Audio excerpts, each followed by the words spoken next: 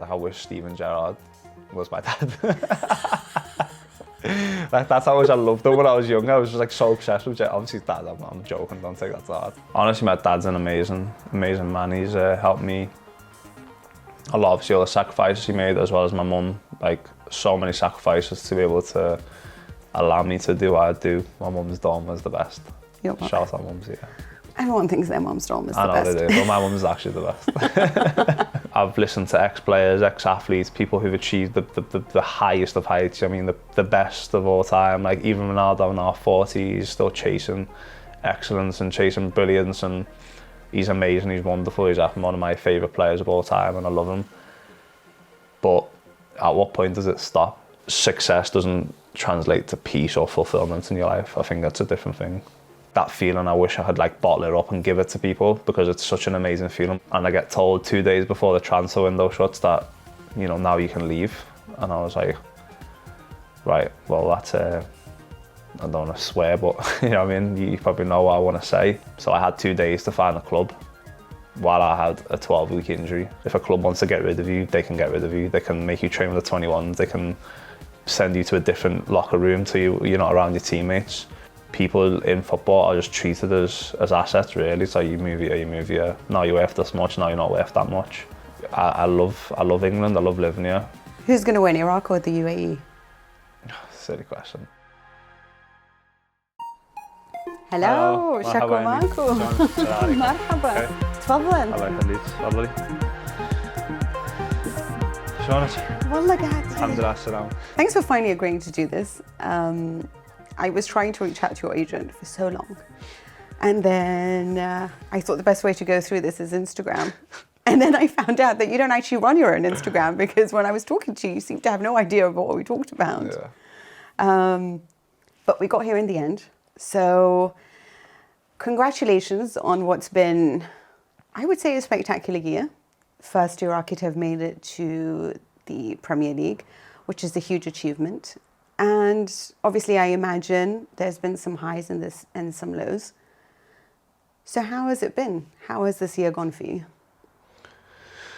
Yeah, well, thank you for coming and being here. I think I appreciate anyone who reaches out to try and connect with me and to find out parts of my story.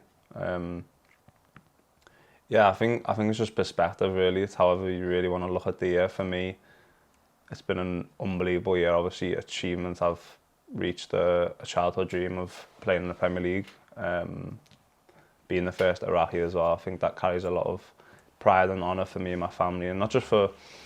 I don't think it's just for my family. I think it's for like people and kids back home in Iraq to see that somebody's done that finally. Hopefully, my teammates or my coaches who've worked tirelessly for years to get me to this point. So. Yeah, amazing. It's been, it's also been difficult because that came with a lot of highs, a lot of lows, a lot of setbacks. It's not as glamorous as probably that people make it out to be in terms of, there's a lot of expectation, a lot of pressure, especially Iraqi people. Iraqi people are very demanding, very unforgiving people, which is what makes them so great as well. So yeah, it's just perspective, really. I think numbers-wise and playing-wise, minutes, etc. Probably not wanted. I've not had as much as I wanted to this year. But the flip side of it is like, yeah, I played, whatever it was, 12, 13 times in the Premier League. I've played for Stoke City, which is a massive football club, and really enjoy playing there. And obviously now at Luton Town, I've had a few injuries. It's just, yeah, I think it's been a mixed year really for me. It's been a lot of ups, lots of downs, a lot of learning and growth for me, not just as a footballer, but as a person as well. So, yeah, and I'd probably say now I'm a little bit more settled finally. It's been a bit of a roller coaster year, so yeah, here I am now with you. So when you say there's been highs and lows, would you say the lows are much to do with the injuries that you suffered or the kind of pressure placed upon you because of the fact that you got to the Premier League and now you said Iraqis are more demanding? Is it like, come on now, you've got to be the next huge thing because you've already taken that one step forward? I've just had a few difficult moments. You know, I think when I joined Ipswich, we were obviously flying and on the verge of getting promoted to the Premier League, and I felt like I helped the team play and played a big part in that. You know, scored goals, come off the bench, had a lot of impact on games and helped the team get promoted. And I'd say in, you know, the season we had in the Premier League, or the half a season I'd say I had with Ipswich, there was a few difficult moments where I felt like I was fighting a bit of an uphill battle. You know, Liam Delap, which is, you know, amazing player, amazing guy. He's a good friend, and he's obviously at Chelsea now, and I'm really happy for him.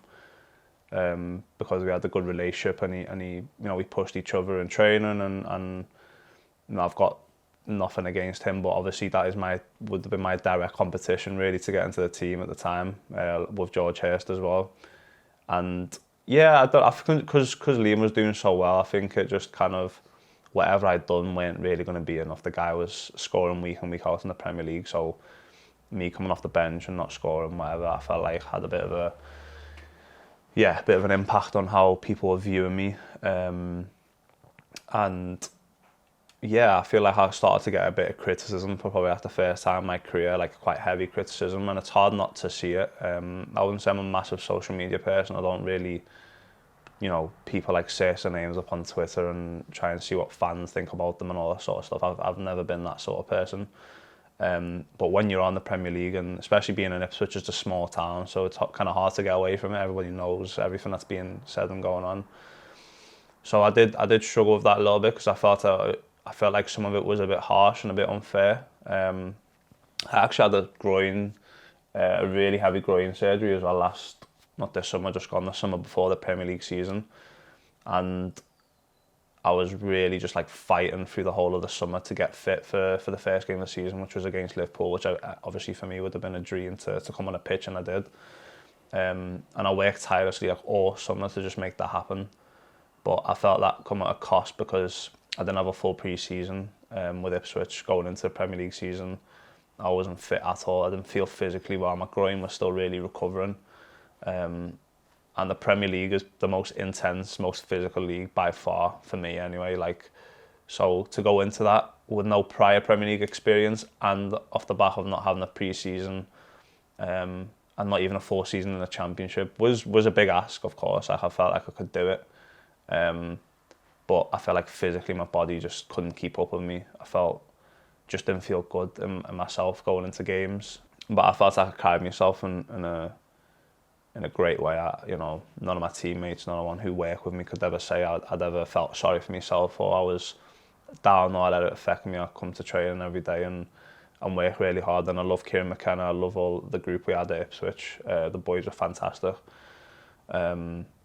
And nowadays, yeah, it is tough, like the social media stuff, the fans side of the game. I feel like fans are a lot more polarised nowadays. It's like, when it's really good, it's really, really good. And then when it's bad, it's really bad. And then in January, obviously I wasn't getting a lot of playing time. So,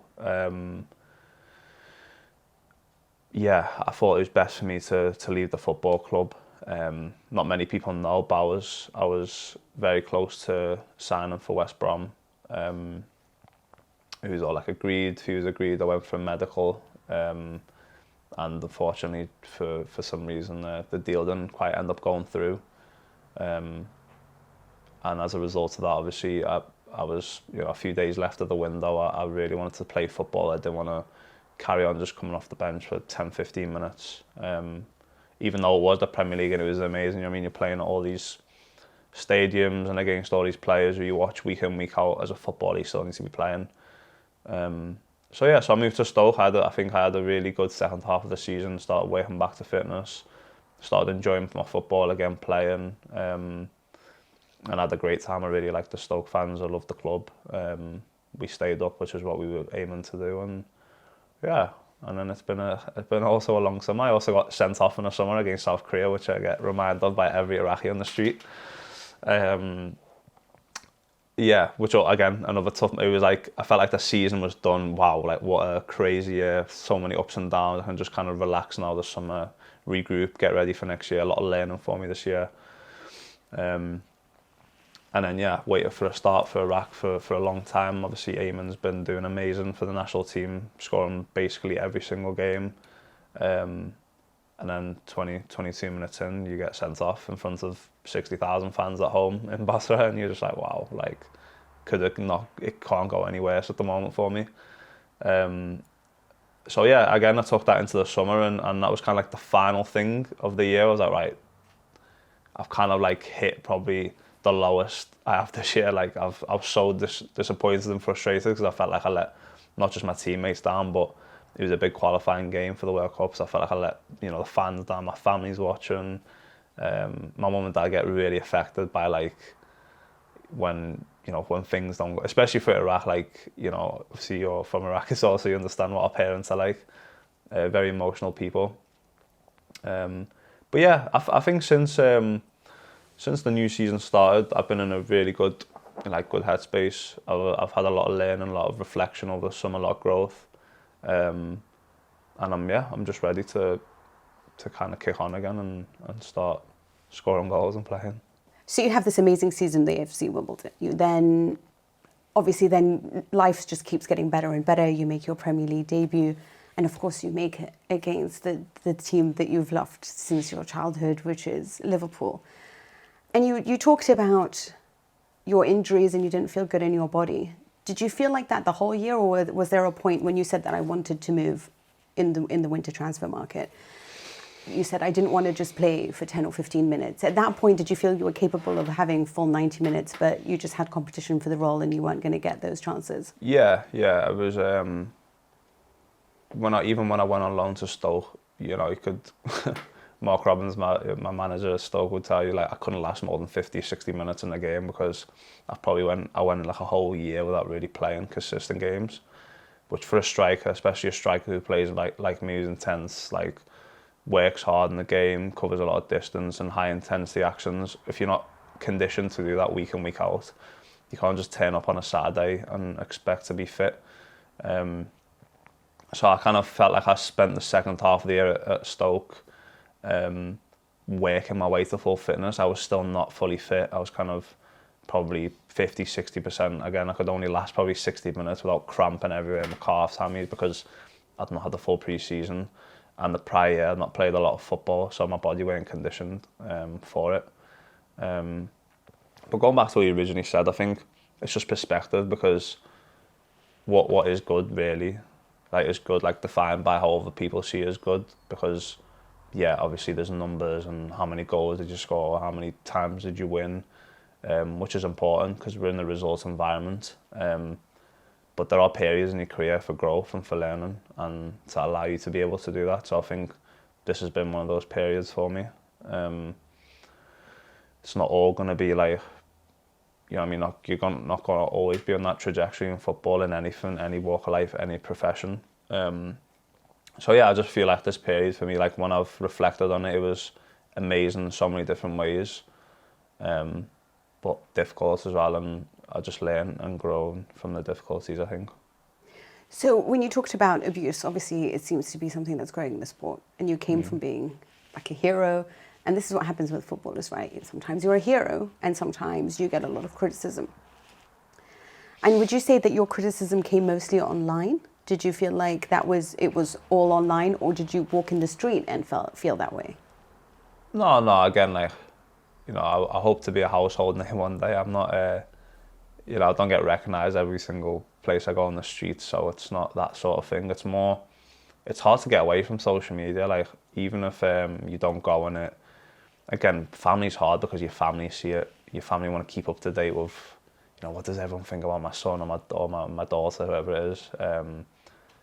And I've obviously had to have conversations with my family, my close people, to never mention anything about social media to me, because it's just irrelevant. It really is irrelevant to me. Like, I don't care what people think about me. With that said, with all due respect, like, what got me to this point wasn't caring about what people think, or wasn't doing things for other people. I'd done it because I'm hungry, because I want to succeed, because I just love football, and I've got this hunger that, like, I don't think you can just like learn. It's you either have it or you don't. So when people are criticising you and whatever, it obviously has an effect on. It had an effect on me at that time because I'd never dealt with it before. It's like anything; it's a new skill you have to learn. yeah, it's a big thing in football. I think nowadays, if you can't handle criticism, you're not going to succeed in football. That's just how the game is now. So you've learned how to deal with the criticism, or at least you're adapting to it. But you say it affects your family, and how do you cope with that effectively? And does it come from the fans of your club? Because you said when you got sent off for Iraq, did you get a lot of that from the Iraqi fans as well? Oh yeah, really? Definitely, yeah. Like I said, I know it. You get sent off in a World Cup qualifier. You know you're gonna get people are gonna be speaking about it. It's not about getting away from it. It's about how you manage it, right? It's not helpful to sit there and go and read all of it. Like, that's not going to help you. You know it's there. It is what it is. It's football. Like, you're going to get criticised. Like I said, it's fine. There's a flip side of it, which is the other side of those things, which is, not playing or getting criticised or getting sent off. I mean, like, there's two sides of a coin. Like, there's just two sides of everything, right? Like, there's no sun. If there's no rain, there's no sunshine. Do you know what I mean? So, yeah, that's, I feel like I said to you before, I've learned a lot from that period, and I feel like I'm a well-rounded person because of it now. Well, let's take it back, because this is often something that's spoken about countries that succeed in football and countries that have certain stigmas attached to certain professions, right? Mm-hmm. And for Iraqis, I think I'm confident in saying that most people expect their children to be either engineers or medicine, or to go into things that provide stability so that you can provide for your family. That's the kind of traditional roles. So why football? How did you get into it? And how did you persuade your family that this is the dream that you needed to follow? Yeah. Honestly, my dad's an amazing man. He's helped me a lot. Obviously, all the sacrifices he made, as well as my mum. Like, so many sacrifices to be able to allow me to do what I do. And it was hard, definitely. I think football, like growing up in Liverpool, obviously it was my escape from what was going on. Growing up in Toxteth, growing up in not amazing circumstances, like things happening around me, whatever. Football was always the thing that I just loved doing. You felt like I just forgot about everything, forgot about whatever problems are going on, whatever, you know what I mean? Whatever so it was your going on. Yeah, it was a bit of, you don't think that at a young age, obviously. This thing is so attractive to you because you're so engaged with it that you forget like what's going on around you in the world. It took a lot of convincing, obviously, because I was quite academic as well in school, and that's why people come over here, as in especially Iraqi Middle Eastern parents. They want their kids to be academic and good education and degrees in university, which it was just never my intention. I had never wanted to do that. I just wanted to play football. So I was 16. I had a few like tough conversations with my dad to obviously allow me to go into full-time football, and yeah, he's just a good man, because not many dads would have, with his journey, with what was going on, would have kind of took that risk or gamble. But I kind of made him a promise that, like, look, I'm gonna make it as a footballer. Like, I promise you, like, you don't need to worry about what's gonna happen. I had so much belief that I was gonna do it and that I was gonna be a footballer that it kind of convinced them as well, because you could see how much I had belief in it. So did they love football? Like, because I know that your father... No, they didn't. They didn't? No. I basically guilt tripped them, yeah. I basically guilt tripped them. It's a great way of putting it. My dad, now he loves it. Now he just like, he probably watches it more than me and keeps up to date with everything more than me. Even my mum, to be fair, like, they both really into football, when never really liked it, really, growing up. Never watched it, never... Well, they didn't, obviously I did, but yeah, it's become obviously part of our life now. I knew I had a level of like unbelievable desire and drive and hunger because of the circumstances we grew up in, not having a lot, growing up in a council house, growing up in a tough area. Like, it could have easily like led to a different, you know what I mean, like, path for my life. I just felt like I had such a sense of responsibility because of what my family sacrificed for me. And obviously I'm a man of God. I believe in God. I believe in my religion. That's a big part of my life. It's a big pillar of my life. And for me, it was like, with God, like, anything is possible. I'm working extremely hard. I've got a talent. There is no way I can't make this. Like, I want it more than in like a twisted way. I don't want to sound like a bit weird, but I was like, I will kill to like achieve this dream. Like I will, whoever's in front of me, I'm gonna knock them out the way. Yeah, you need to have that sort of dark side, I'd say, to you to succeed. Not in like an evil way. It's just like when I'm on the pitch, I'm not friends with the people I'm playing against. Like I want to score. Like I want you to come off the pitch thinking like that was tough to play against. So yeah, I never once had a doubt. Like I always said I was gonna play in the Premier League, and I'll start saying now I'll be back in the Premier League at some point. I'll play in the Premier League. Yeah, I don't know where that comes from, to be honest. The only thing I can put it down to is God for me. And I know people nowadays don't like talking about God. It's like people don't believe, like we're probably in a post-religious like society, I'd say, where people have come away from religion, and it's like a bit weird now to believe in God, and a bit weird to believe in a higher force. And but for me, like that's what I put it down to, really. You made a really interesting point about the fact that you said that I did my own self-exploration, and that, you know, a lot of who you are is because of your religion. You are Muslim, and your family, are they religious? Yeah, they are. Again, like I think the word religious for me, it just doesn't mean a lot nowadays. Sure. When people say it to me, because I'm like, I don't know. It's just a very vague word. Do you know what I mean? Like it's such a religious. Well, what's religion to you? I think it's just your own journey with God and your own journey with spirituality. It's nothing to do with, look, like we have a Quran, right?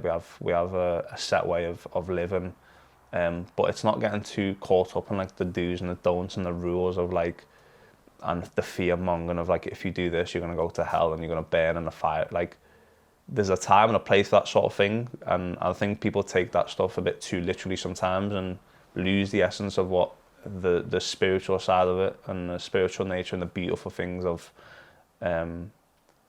God and of religion is. So yeah, like I said to you, like the light, the love, it encourages you to like love your neighbour, encourages you to treat your family well, to treat your parents well, to treat your wife well, to work hard, to work for the community, to work for society, to all the things that we should be encouraging each other to do, to eat well, to sleep well, to take care of your body.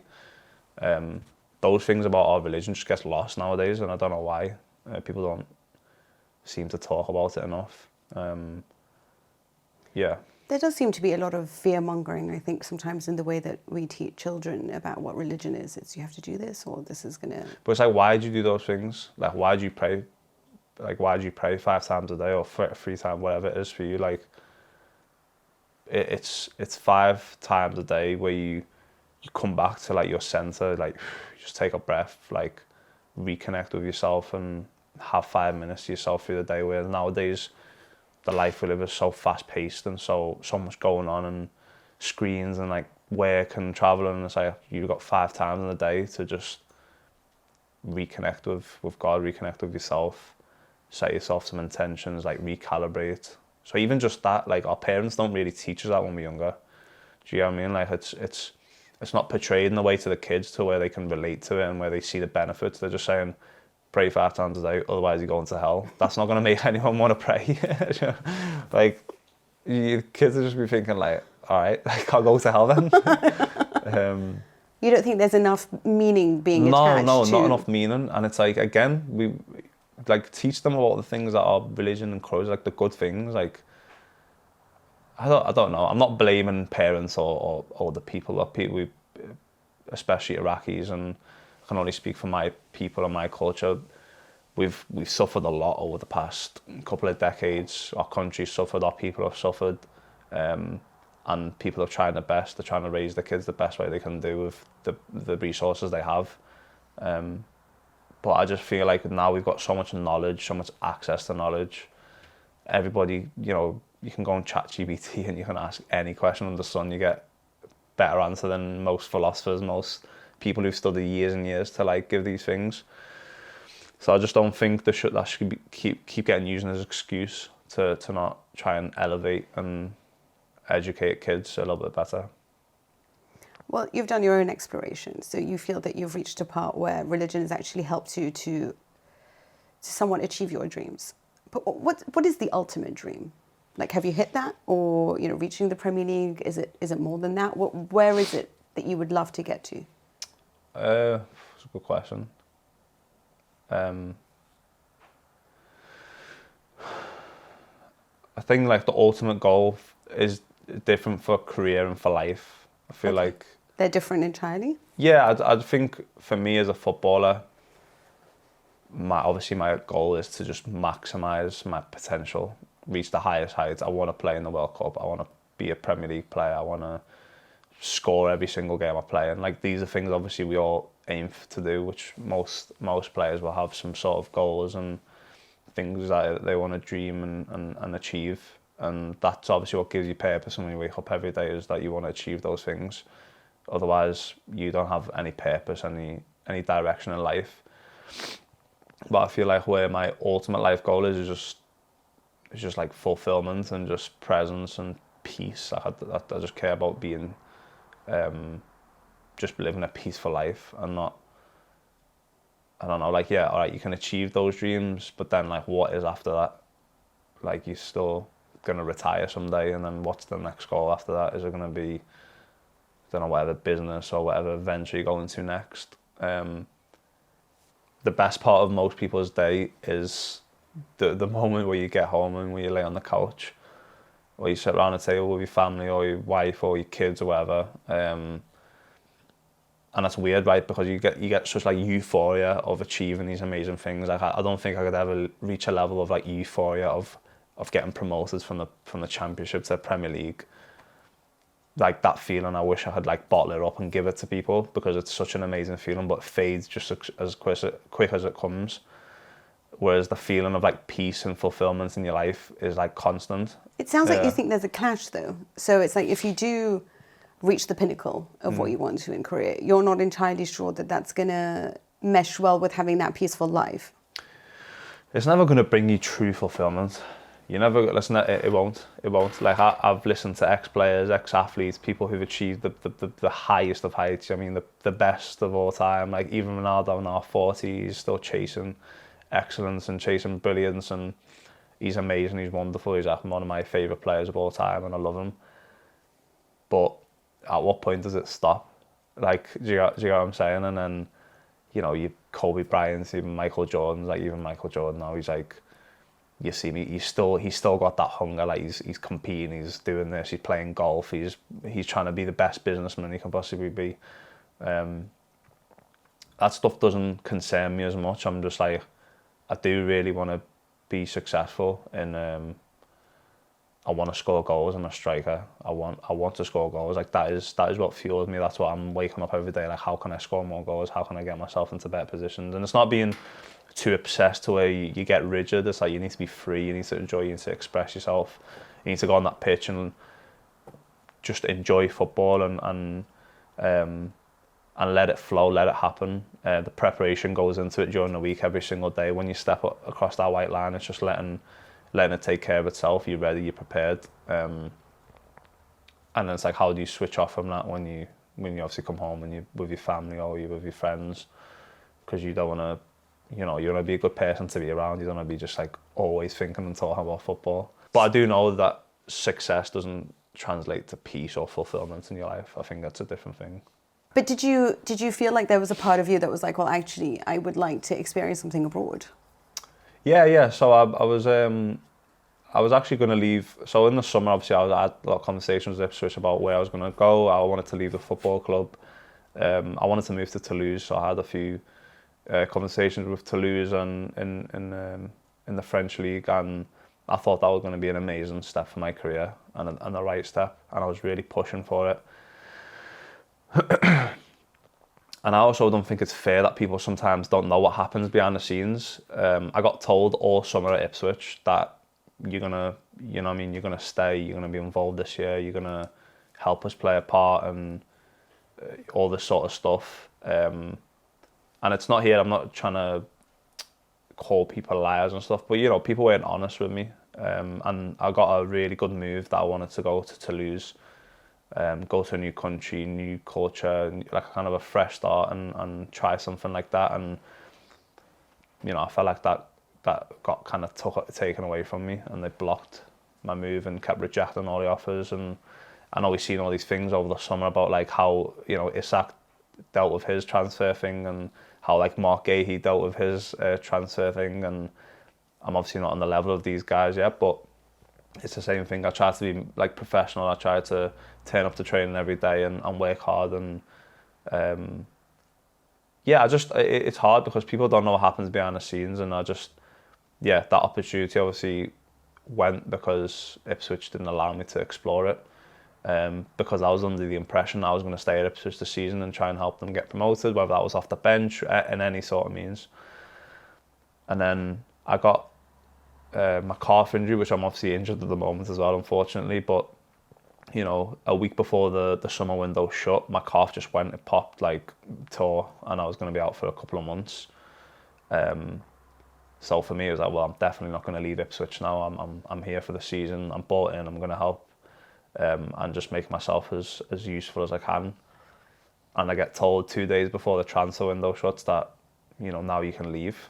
And I was like, right, well, that's, I don't want to swear, but, you know what I mean? You probably know what I want to say. So I lost a lot of, I just felt like I lost a bit of respect for how the situation was dealt with. So I had 2 days to find a club, while I had a 12-week injury. So I don't know in what world that is going to be easy for anyone. And luckily Luton were amazing. They were willing to take me while I was injured. They had so much belief in what I could do. And people say, oh, like, why have you gone to League One? But you were playing the Premier League a year ago. It's like, there's a time and a place for ego. That's not the time and place. You're not bigger than any league, any football. Like, it kind of just, the journey came together with Luton at this time. The club's not obviously had the best start to the season we wanted to, and I've not been able to help out because I've not played, but I'm hopefully going to be back soon and try and help the boys on the pitch as much as I can. So like I said, even that sort of stuff, that has a toll on someone, where you get messed around, and transfer window, not knowing where you're going to be, and moving up every other couple of months. So they told you that they want you to stay. They turned down some offers. Yeah, it wasn't. Look, there was always a possibility of me leaving in the summer. It wasn't like, oh, you're definitely going to stay. But it got to a point in the summer where I was like, well, there's no movement from either side. I've asked to leave the club many times, and I've been told that, no, we're happy to have you here. And I had Did a you good feel pre-season. that? Yeah, I did feel that. I had a good pre-season. I scored a couple of goals. I felt really fit and strong, and the best I'd felt going into a season for probably a couple of years. And then it just kind of, within a few days, that all just changed. There was no support for the fact that you were now injured. It was a little bit like, you know what? No support at all. And this is what kind of frustrates me sometimes, is like, I felt like I was unfairly and harshly criticised by like a load of Ipswich fans, and I'm like, all I wanted to do was help get promoted, and I did. And like, I loved the town, I loved the people, I loved like going to work every day, I loved going into training with the boys and the manager. So it hurts when people obviously can't see that or recognise that, but it's like, it is what it is. Do you think there's a disconnect about what the fans know? So, you mentioned Alexander Isak, and there's a lot of times when people will say, oh, look, it's just all about the money, right? This is what players want to do. It's just about how they can fill their pockets, and these poor clubs that have supported them throughout their journey. And you feel like, actually, that's not the way that it goes. No, look, it's not about the money. It's not. Look, there's times in the player's career where obviously they, might be coming towards the end of their career, and, you know what I mean, they're thinking about their family. It's a short career, right? We play till 35, 40 nowadays. So you have to think about your family and your loved ones, and if there's a time later on in your career to go get some money and take care of your family, anyone would do that in any job, in any world. So it's like, you can't hold that against players. But my point is, if a club is finished with you, or fans turn on you, or a club can get rid of you within, you know, at any given moment. You're on the transfer market. They're open to listening to offers. Don't matter if you've got 2 years on your contract, 5 years, 8 years. If a club wants to get rid of you, they can get rid of you. They can make you train with the 21s. They can send you to a different locker room so you're not around your teammates.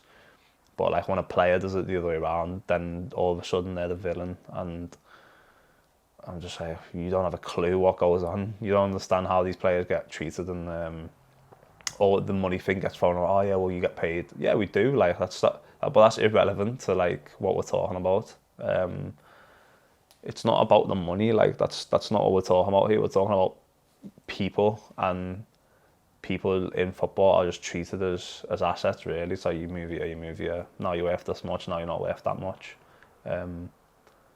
And yeah, like I said, that's just what comes with the industry. Like I keep wanting to reiterate, I'm by no means saying that I get it, like this is football, this is part of it. But I just feel like people need to sometimes see the other side of the coin, and not just kind of what gets shown to people by clubs or by the media. It's like there's another side, which is the player side, which probably doesn't come out as much because scared of what like this person might think, or what the club might think, or what the fans might think. So yeah, it's a tough one to navigate sometimes. Matt Bloomfield, who played with you, really wanted you at Luton, and then you felt like that was the right step for you. Now you have Jack Wilsh has come in as the new coach of Luton. Do you feel like there's so much pressure to succeed, considering that they did bring in a lot of players in the transfer market? And are you worried about, you know, the fact that you were brought in for a specific coach who really wanted you there, and now he's gone? Is there a bit of a fear there? No. Again, the ambition of the football club is really clear, and that's to get promoted to the Championship. Obviously, there's no getting away from it. It's not been a great start to the season. The manager's been sacked in Matt, and I was really gutted for him because I really love Matt and getting along with him really well, and I didn't get a chance to kind of play for him, which was a bit. I was gutted about that. Now obviously Jack's come in and play with obviously an amazing career, amazing caliber, and it's his first managerial role, which is, you know, he's obviously like any other person. He's going to grow through it, and I'm really looking forward to working with him because I feel like he can elevate me and a lot of the guys in terms of improving us as players. But he's also, you know, we've got a big job on our hands as a collective. It's again, I don't like to lie. Like the mood obviously around the football club isn't great at the moment. Manager got sacked and new managers come in, and results haven't been great. But you can't run away from it. You just got to just run towards it and face the noise. And fans want to criticise you, they've got rights to criticise you. If they want to boo you, they've got rights. It's down to you to just change it as a player. Like you got to just roll your sleeves up and just get to work. So I'm looking forward to doing that. Well, there's a big opportunity coming because Iraq is playing the United Arab Emirates. There is a World Cup place on the line. Do you think you'll get there? Yeah. If I believed anything else, I might as well not play football. Of course, I believe we're going to get there. Of course, I believe we've got what it takes. You have to believe that. You have to say it to yourself. You have to feel it and think it. If you don't, it's not going to happen anyway. Whether it happens or not is a different question. It's like you have to make yourself believe it's going to happen. So yeah, definitely. What's that group like in the Iraqi national team? Amazing, really good guys. We've got a great squad, great mix of European expats, people, local players. Obviously Graham and his staff have come in and they've done a really good job of bringing us together, and obviously the fans are amazing. They come in the thousands every game. So yeah, it's a really good group, and you know, we've got a good core of players now for the next, I'd say, decade for Iraqi football that will definitely take the country to major tournaments. You're a Scouser, and you're also Iraqi. But why did you choose Iraq? Is it you feel in your heart you've always just been Iraqi, and that was the way that you wanted to go? Yeah, I mean, I was an academy level. I probably wasn't good enough to play for England. The players better than me at that age, or I didn't have the belief myself. But also I had a conversation with my dad very early. He was like, yeah, you can wait out and try and play for England or youth levels, but they will never love you the way that your people will love you. So I was just, that just made it. And I don't know why I reflected on it when I was 16, and I was like, yeah, he's right, 16, 17, whatever it was. And he wasn't wrong. He wasn't wrong. Like, the love I feel from the people back home is just, it's amazing. It's just, yeah. it's completely unparalleled Yeah, experience. you can't replicate that with, it's your people, it's your country, it's your blood, like your roots. They see themselves in you. You're a reflection of what they are on the pitch. And yeah, that's an amazing thing. Do you feel different when you play in England? Do you feel like you're not, even though you are a Scouser, do you feel that you are a little bit different to everyone else around you? Yeah, definitely. Yeah, it's common. I think it's like just it's I don't know what the word to describe it is. I feel like it's normal, right? Like if you're like an English person, even though I was born and raised here, they're not going to relate to me as much as they would do to someone from their country, like a fellow countryman. That's not to say that they don't like me or that they don't see me succeed or whatever. That's not that. Like, I live in this country. This country has obviously done so much for me and allowed my family to have a home. And I love England. I love living here. But I know that I'm not English. Like, I'm Iraqi. So people will never view me as English. Fans will never view, like, I'm not their countryman. Like, I'm not from their country. And I feel like nowadays as well, it's a little bit, you know, with how polarised the world is, and there's a lot of racism going on. There's all sorts of stuff happening in the UK at the moment. You do sometimes feel a little bit on edge, if that makes sense. I don't know what I can't quite put my finger on it. But yeah, it's normal stuff. Like I said, if there was loads of English players playing in Iraq, I'm sure they would feel the same way. They would be like, well, this is not. They wouldn't relate to them the same way they would if they were back home. So I feel like it's just normal. Well, let's just put it this way. Let's say you have a chance to play for Liverpool, or you have a chance of guiding Iraq in the World Cup. That is so tough. No, I'd have to go Iraq to the World Cup. To the World Cup? Yeah. Really? 100%, yeah. Impressive. So it is a tough one, but yeah, Iraq definitely takes more power. When you have created your group of friends, do you think you navigated more towards? Do you feel like instinctively you navigated towards the Arabs a little bit more, or towards the Muslims more, or? You know what? No, I haven't. Okay. If anything, growing up, I didn't have a lot of Muslim friends at all. I had more English friends. I had more like people of African descent. I grew up in quite a heavily like African dominant area, so like I was around a lot of like Somali people. I was around a lot of, Nigerians, Jamaicans. So yeah, I would say actually growing up, I didn't have a lot of Muslim friends. I didn't really connect with them as much, to be honest. Why? I don't know. I really don't know. But now as I'm older, yeah, I'd say more so. I've just got a great mix of people in my life. You know, I don't care what you are really, as long as we're aligned as people on like what we value and our morals, then I'll get along with you. I've really changed a lot, I'd say, over the past like year and a half. Like I'm not probably like the typical footballer. Like I don't really like going out much, or like I'm very much like just chill, being at home. Like, do you know what I mean? Like my morning coffees and. Why, a year and a half you were more like, let's go out, and now you're like, yeah, I'm not saying got like being mental and crazy partying and stuff. I'm just being more like, I've got my social battery is quite like not too durable, so it runs out quite quickly. Yeah, I don't know. I just like my gaming. I'm just chilled. Like I have such an intense life in terms of like training, and put so much effort into that every day. I love family. I love just being at home. To be honest, I'm not. I don't know. Yeah, it just gives me more peace in my life. So is it time to get married now? Also, Alex Ferguson used to say that he liked his players getting married young, right? It's it gives them this great grounding. Look at you get all shy now. Oh gosh. Yeah, actually, religion encourages men to get married early, for good reason as well, because there's a lot of temptation in the world, definitely. Especially for a footballer. Yeah.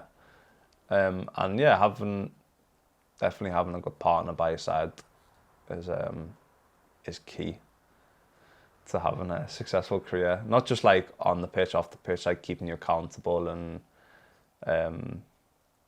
yeah, I'm pro marriage or pro finding a great partner. Fortunately not yet, but hopefully soon. But that is the end goal. You do want to have a family, isn't it? Yeah. Because a lot of the times, right, like you do see the temptations, you've got money in your pocket, everybody wants to talk to you, the more successful you get, the more temptations that are available to you. Mm-hmm. Is there ever a part of you that's like, I really just want to enjoy my life and not think about all these responsibilities because I've got to focus so much on football that actually my escape for that would be indulging in these temptations? Yeah, I love my life. I wouldn't change it. I wouldn't change any of it. I wouldn't change the pressure. I wouldn't change the expectation. I wouldn't change the lows, any of it. I love it. I love football. I love striving for excellence. I love wanting to be the best and trying to achieve that every day. I'd say I've found more of a balance now, definitely, of how to switch off on me a little bit. When I probably wasn't as good as it when I was, again, like a year or two ago. I feel like that's kind of like my growth that I've achieved in the past year. And yeah, like you said, there are so many temptations and so many different things, but that's where my religion and my faith and being a Muslim kind of helped me through that, because that is my identity as a person. Like that's more value to me than the other things. So I've had a choice always, like that takes precedence over, you know what I mean? Like when you have kind of a hard decision to make, it kind of makes a decision for you. But yeah, that's the ultimate goal, isn't it? Like having a family, having kids, I want a big family. I want my little minions running around everywhere. So yeah, that's obviously what everybody wants, right? I mean, maybe not, I don't know. I know nowadays people maybe aren't as big on that as maybe used to be. I don't know, maybe I'm wrong, but yeah, again, I feel like just kind of connecting to like how our ancestors was. It was like expand, like have families, have big families. And do you want to live in Liverpool, or do you want to live in the UK, or do you want to go back to Iraq? Or is there a part of you that just wants to try different things? I don't know. I honestly don't know. I don't think, I honestly don't know. I don't think I'd be able to live in the UK for the rest of my life, because I just want to try. I want to travel and explore the world. I don't know. See where life takes you in it. Okay, well, if we are speaking about food, dolma or kubba? Dolma for sure. My mum's dolma is the best. Your mum? Shout out mums, yeah. Everyone thinks their mum's dolma is the best. I know they do, but my mum's actually the best. Okay. Who's going to win, Iraq or the UAE? Silly question. Iraq. Much of a silly question. Okay, and do you think Liverpool are going to win the league again? Yes, we will. Okay, I have to ask this. Mm-hmm. Steven Gerrard or Lionel Messi? Look, Steven Gerrard was my idol growing up, so yeah, I know Messi's probably better, but Steven Gerrard. Steven Gerrard or Ronaldo? You said you loved Ronaldo. Oh yeah. Steven Gerrard. So you're just going to pick him? No, I just love him. Like he was like my hero growing up. Like my dad used to joke with my dad, like I wish Steven Gerrard was my dad. Like that's how much I loved him when I was younger. I was just like so obsessed with Gerrard. Obviously, Dad, I'm joking. Don't take that to heart. But I just love Gerrard. Yeah, I think like because as people of like Liverpool, he just like embodies everything that like the city is about, and especially as a player. Do you get me? Like he just like fiery, and he just wanted to just two-foot everyone, and just he was. Is this what the city's about? Yeah, we just got a bit of fire in us, isn't it? Like there's just Scouse people in it. Just want to they were just fiery people. Plus also, like, he was a very, very, very good football player, by the way. I'm not like taking away from his attributes. I'm just saying he just embodied, at that time of my life growing up, it was just like, yeah, fight and, do you know what I mean, scrap and way hard on your sleeve, which I feel like is me as a person. So that's why I love Steven Gerrard so much. Did you, was he the symbol that you looked up to and you were like, yeah, this is what I want to be? Like, when you choose football, what was it, watching Liverpool when you were like, yeah, this is what I want to do? Yeah, I was watching Liverpool, yeah. Just like Anfield and those crazy nights and the atmosphere and like Champions League nights. Torres, Suarez, Gerrard, like that sort of, it was just like magical. Like every time you watched the game, it was just like, I want to be there. I want to feel that feeling of like what it's like to be on that pitch and scoring a goal. Yeah, so that's like at that age when I started playing football at like 5, 6, whatever it was. That's what I'd see all the time and wanted to do. Well, I'm going to challenge you when it comes to your mother's dolma and my mother's dolma. We should have a cook-off. But Annie, thank you so much for sitting down with me. It's been such a pleasure to listen to your story. Oh, thank you. Honestly, I've enjoyed it, and thank you for taking the time to come and see me.